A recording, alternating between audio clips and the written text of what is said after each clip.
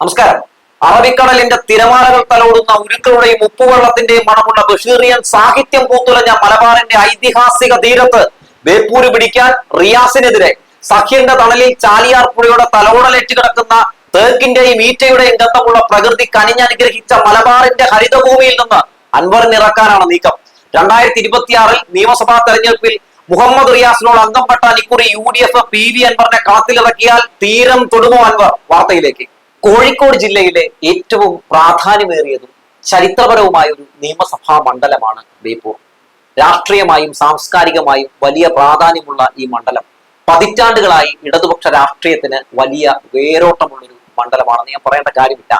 TK ഹംസയെയും Elamaram കരീമിനെയും VKC Muhammad കോയെ പോലുള്ള കരുത്തരായ നേതാക്കളെ നിയമസഭയിലേക്ക് അയച്ച നാടാണ് ബേപ്പൂര്.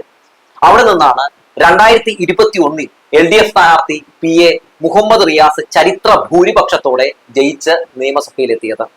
2016 LDF സ്ഥാനാർത്ഥി VKC മുഹമ്മദ് കോയ ജയിച്ചു കയറിയത് 14,363 വോട്ടിനായിരുന്നുവെങ്കിൽ LDF സ്ഥാനാർത്ഥി PA മുഹമ്മദ് റിയാസ് ആകട്ടെ 28,747 വോട്ടുകളുടെ ചരിത്ര ഭൂരിപക്ഷത്തിലാണ് 2021 UDF സ്ഥാനാർത്ഥിയെ മലർത്തിയടിച്ച് മണ്ഡലം നിലനിർത്തിയത്. 82,165 വോട്ടുകളാണ്, അതായത് 49.73% വോട്ടാണ് മുഹമ്മദ് റിയാസ് എന്ന യുവ നേതാവിന് ബേപ്പൂര് സമ്മാനിച്ചത്. UDF സ്ഥാനാർത്ഥി PM നിയാസ് നേരിട്ടതാകട്ടെ അതിദാരുണമായ തോൽവിയെന്ന് പറയാതെ വയ്യ. 2016 UDF സ്ഥാനാർത്ഥിക്ക് കിട്ടിയ 35.16% വോട്ട് പോലും പിടിക്കാൻ നിയാസിന് കഴിഞ്ഞില്ല. അവിടെ ആഞ്ഞടിച്ചത് ഒരു മുഹമ്മദ് റിയാസ് തരംഗമായിരുന്നു. എന്നാൽ 2016 LDFന് കിട്ടിയ 44.39% വോട്ട് 49.73%ത്തിലേക്ക് വർദ്ധിപ്പിക്കാൻ കൊണ്ടുവരാൻ എന്തായാലും മന്ത്രി മുഹമ്മദ് റിയാസിലൂടെ LDFന് കഴിഞ്ഞു. PA മുഹമ്മദ് റിയാസിനെ തന്നെ പാർട്ടി മത്സരിപ്പിക്കാൻ ഇക്കുറിയും ഇറക്കിയാൽ LDFന്റെ വോട്ടിംഗ് ശതമാനം ഒരുപക്ഷെ 50 കടക്കുമെന്നാണ് പല സർവേ റിപ്പോർട്ടുകളിലും ഒക്കെ നമുക്ക് കാണാൻ സാധിക്കുന്നത്. അങ്ങനെ സംഭവിച്ചാൽ ബേപ്പൂരിൽ PA മുഹമ്മദ് റിയാസ് തന്നെ എഴുതിയ ആ ചരിത്രം, ആ റെക്കോർഡ്, സ്വയം റെക്കോർഡ് അദ്ദേഹം തന്നെ തിരുത്തും എന്നുള്ള കാര്യത്തിൽ തർക്കമൊന്നുമില്ല. നിലവിൽ പൊതുമരാമത്ത് വകുപ്പ്, ടൂറിസം വകുപ്പ് തുടങ്ങിയ വകുപ്പുകളൊക്കെ കൈകാര്യം ചെയ്യുന്ന മന്ത്രിയാണ്. ആ മന്ത്രി ഇനി മത്സരിക്കാൻ ഇറങ്ങുമ്പോൾ എന്തൊക്കെ കാര്യങ്ങൾ ചർച്ച ചെയ്യപ്പെടും? നിലവിൽ വകുപ്പുകളുടെ പ്രവർത്തനങ്ങളിൽ സജീവമായി ഇടപെടുകയും നേരിട്ട് വിലയിരുത്തലുകൾ നടത്തുകയും ഒക്കെ ചെയ്യുന്ന ഒരു കർമ്മോത്സുകനായിട്ടുള്ള ഭരണാധികാരിയാണ്, ഒരു ജനകീയ മന്ത്രിയാണ് മന്ത്രി മുഹമ്മദ് റിയാസ്. ഇതൊക്കെ ഇക്കുറി വലിയ രീതിയിൽ തന്നെ ചർച്ച ചെയ്യും. കേരളത്തിന്റെ പൈതൃകവും ആധുനികതയും കോർത്തിണക്കി ടൂറിസം മേഖലയെയും സാങ്കേതിക വിദ്യ ഉപയോഗിച്ച് പൊതുമരാമത്ത് വകുപ്പിനെയും ലോക നിലവാരത്തിലേക്ക് ഉയർത്താൻ ശ്രമിക്കുന്ന നവോന്മേഷമുള്ള രാഷ്ട്രീയ നേതാവാണ് മന്ത്രി മുഹമ്മദ് റിയാസ്. അദ്ദേഹത്തിന്റെ ഓരോ ഇടപെടലുകളിലും ഈ പറഞ്ഞതൊക്കെ വളരെ വ്യക്തമായി തന്നെ നമുക്ക് എല്ലാവർക്കും കാണാൻ കഴിയും. സാധാരണക്കാരുടെ പ്രശ്നങ്ങളിൽ ഇടപെടാനുള്ള മന്ത്രി മുഹമ്മദ് റിയാസിന്റെ ഒരു കഴിവ് അതെടുത്തു പറയേണ്ടതാണ്. നമുക്കറിയാം, SFIയിലൂടെ വളർന്നു വന്ന് 2017 DYFIയുടെ അഖിലേന്ത്യാ പ്രസിഡന്റായി വരെ മാറിയ വ്യക്തിയാണ് PA മുഹമ്മദ് റിയാസ്. അതുകൊണ്ട് തന്നെ അദ്ദേഹത്തിന് ജനങ്ങൾക്കൊപ്പം നിൽക്കാൻ മാത്രമേ കഴിയൂ, അദ്ദേഹത്തിന് ജനത്തിന്റെ ശബ്ദമാകാനേ കഴിയൂ. അതാണ് മന്ത്രിയായ ശേഷവും നമുക്ക് കാണാൻ സാധിക്കുന്നത്. പൗരത്വ ഭേദഗതി നിയമം, അതായത് CA ഉൾപ്പെടെയുള്ള വിഷയങ്ങളിൽ ദേശീയ തലത്തിൽ നടന്ന പ്രതിഷേധങ്ങൾക്ക് PA മുഹമ്മദ് റിയാസ് നൽകിയ നേതൃത്വം അല്ലെങ്കിൽ അദ്ദേഹം നൽകിയിട്ടുള്ള ഒരു സംഭാവന, ഇതൊന്നും നമുക്ക് എന്തായാലും എടുത്തു പറയാതെ മന്ത്രി മുഹമ്മദ് റിയാസിനെ പറ്റി പറഞ്ഞു പോകാൻ കഴിയില്ല. 1993 CPMന്റെ അംഗമായ PA മുഹമ്മദ് റിയാസ് നിലവിൽ പാർട്ടിയുടെ സംസ്ഥാന സെക്രട്ടേറിയറ്റ് അംഗം കൂടിയാണ്. ഒറ്റ വാക്കിൽ പറഞ്ഞാൽ ബേപ്പൂർ തീരത്ത് മണ്ഡലം പിടിക്കാൻ വരുന്നവനെ തീരം തൊടിക്കില്ല PA മുഹമ്മദ് റിയാസ് എന്ന് വേണമെങ്കിൽ പഞ്ചിൽ പറയാം. ഇനി PV അൻവർ മത്സരിച്ചാൽ എന്താണ് സംഭവിക്കാൻ പോകുന്നത്? കോൺഗ്രസ് പ്രസ്ഥാനത്തിലൂടെയാണ് രാഷ്ട്രീയ ജീവിതം അൻവർ ആരംഭിക്കുന്നതെന്ന് എത്ര പേർക്കറിയാം. KSU, യൂത്ത് കോൺഗ്രസ് എന്നിവയിലൊക്കെ ആ കാലഘട്ടത്തിൽ വലിയ സജീവമായിരുന്നു അൻവർ. പിന്നീട് കോൺഗ്രസ് നേതൃത്വവുമായി ഭിന്നിക്കുകയും സ്വതന്ത്രനായിട്ട് മത്സരിക്കാൻ തുടങ്ങുകയും ഒക്കെ ചെയ്തു. 2016 നിലമ്പൂർ മണ്ഡലത്തിൽ നിന്ന് ഇടതുമുന്നണിയുടെ, അതായത് LDFന്റെ പിന്തുണയോടെ സ്വതന്ത്ര സ്ഥാനാർത്ഥിയായി മത്സരിച്ച് കോൺഗ്രസിന്റെ കരുത്തനായ നേതാവായിട്ടുള്ള ആര്യാടൻ മുഹമ്മദിന്റെ മകൻ ആര്യാടൻ ഷൗക്കത്തിനെ പരാജയപ്പെടുത്തിക്കൊണ്ടാണ് ആദ്യമായിട്ട് ഇദ്ദേഹം നിയമസഭയിൽ എത്തുന്നത്. അന്ന് ഇദ്ദേഹത്തെ നിയമസഭയിലേക്ക് എത്തിച്ചത് സഖാക്കളാണെന്ന് പറയാതെ വയ്യ. അഹോരാത്രം പണിയെടുത്ത് നല്ല രീതിയിൽ തന്നെ അവർ പണിയെടുത്ത് തന്നെയാണ് അൻവറിനെ വിജയിപ്പിച്ചത്. 2021 അതായത് അൻവറിന് അനുകൂലമായ ഫാക്ടറുകൾ ഒന്നും ആ സമയത്ത് ഉണ്ടായിരുന്നില്ല. വലിയ വിവാദങ്ങളിലൊക്കെ അൻവർ ഇങ്ങനെ പെട്ട് ജയിക്കുമോ ഇല്ലയോ എന്നൊരു അവസ്ഥയിൽ നിൽക്കുകയായിരുന്നു. പക്ഷേ ഇതേ മണ്ഡലത്തിൽ നിന്ന് തന്നെ LDFന്റെ സ്വതന്ത്രനായി മത്സരിച്ച് വിജയിച്ചു. പിന്നീട് സ്വർണ്ണക്കടത്ത് സംഘത്തെ കേരള പോലീസ് പിടിക്കുന്നതിനെ വിമർശിച്ച് രംഗത്തെത്തിയ PV അൻവറിനെ LDFൽ നിന്നും പുറത്താക്കി. ഒന്ന് ആലോചിച്ച് നോക്കണം. കസ്റ്റംസ് പിടിക്കാത്ത സ്വർണം കേരള പോലീസ് പിടിക്കുന്നു എന്നായിരുന്നു PV അൻവർ പറഞ്ഞത്. അത് നല്ല കാര്യമല്ലേ? അത് ഭരണപക്ഷത്തെ സംബന്ധിച്ച്, ആഭ്യന്തര വകുപ്പിനെ സംബന്ധിച്ച് ഒരു മികവുറ്റ കാര്യമല്ലേ? പക്ഷേ അതങ്ങനെയല്ല എന്ന രീതിയിൽ വരുത്തി തീർത്ത് ചില പോലീസ് ഉദ്യോഗസ്ഥർക്കെതിരെ ചില ഉണ്ടയില്ല വെടികളൊക്കെ വെച്ച് സ്വർണ്ണക്കള്ളക്കടത്ത് സംഘത്തിന്റെ ശബ്ദമായി മാറുന്ന അൻവറിനെ നമ്മൾ കണ്ടു. അവസാനം മുഖ്യമന്ത്രിക്ക് പോലും വിമർശിക്കേണ്ടി വന്നു PV അൻവറിനെ. സ്വർണ്ണക്കള്ളക്കടത്ത് സംഘത്തിന്റെ ഏജന്റിന്റെ ശബ്ദം പോലെ തോന്നുന്നു എന്ന രീതിയിൽ പോലും അദ്ദേഹം പ്രതികരിച്ചു. സർക്കാരിനും കേരള പോലീസിനും നാണക്കേടുണ്ടാക്കുന്ന പ്രസ്താവനകൾ തുടർന്നതോടെയാണ് പാർട്ടിയും സർക്കാരും അൻവറിനെതിരെ നടപടിയെടുത്തത്.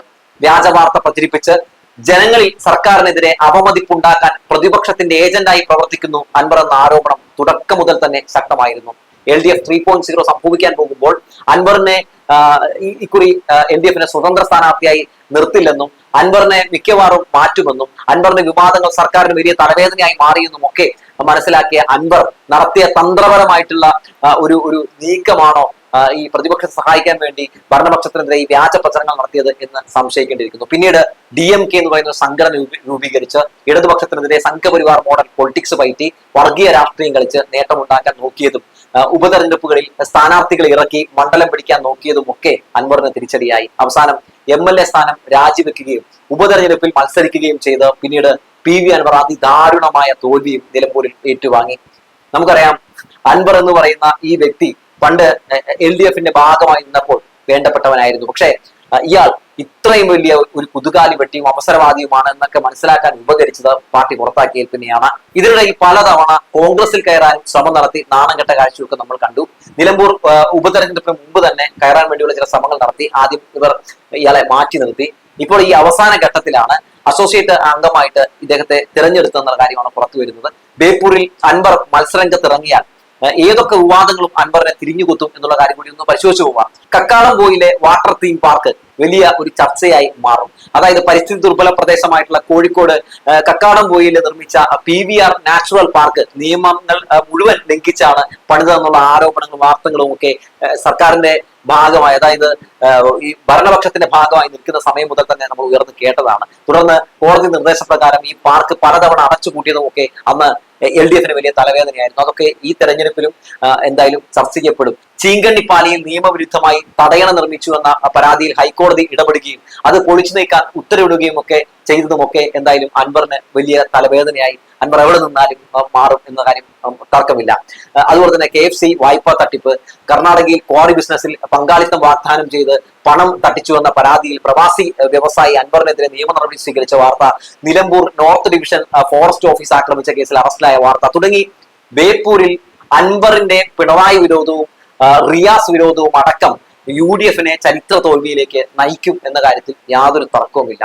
PV അൻവറിനെ തന്നെയാണ് ഇക്കുറി ബേപ്പൂരിൽ ഇറക്കാൻ സാധ്യത എന്നാണ് മനസ്സിലാക്കാൻ സാധിക്കുന്നത്. ബേപ്പൂരിൽ PV അൻവർ ആണെങ്കിൽ ചരിത്ര ഭൂരിപക്ഷത്തിലേക്ക് എന്തായാലും മന്ത്രി മുഹമ്മദ് റിയാസിന്റെ ആ ഒരു റെക്കോർഡ് ഭൂരിപക്ഷം ഉയരും എന്നുള്ള കാര്യത്തിൽ തർക്കമൊന്നുമില്ല.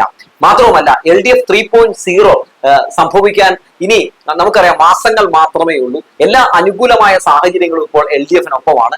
മാത്രവുമല്ല, 100 സീറ്റിൽ നിന്നും 110 സീറ്റിലേക്ക് LDFന്റെ സീറ്റുകൾ വർദ്ധിക്കാനുള്ള ഒരു സാഹചര്യമുണ്ടെന്നുള്ള വിലയിരുത്തൽ കൂടി പുറത്തു വരികയാണ്. ഈ ഘട്ടത്തിൽ സത്യത്തിൽ കോൺഗ്രസ് എന്ന് പറയുന്ന പാർട്ടിയുടെ അധപ്പതനം കൂടി നമ്മൾ ഒന്ന് മനസ്സിലാക്കണം. ഇന്നലെ വരെ വിമർശിച്ചു നടന്ന, അതായത് ഇന്നലെ വരെ ഒരു കാട്ടുകളർ എന്ന നിലയിൽ പറഞ്ഞു നടന്ന അൻവറിനെയാണ് ഇപ്പോൾ UDF ഒരു കരുത്തനായ നേതാവാക്കി ഇറക്കാൻ വേണ്ടി ശ്രമം നടത്തുന്നത്.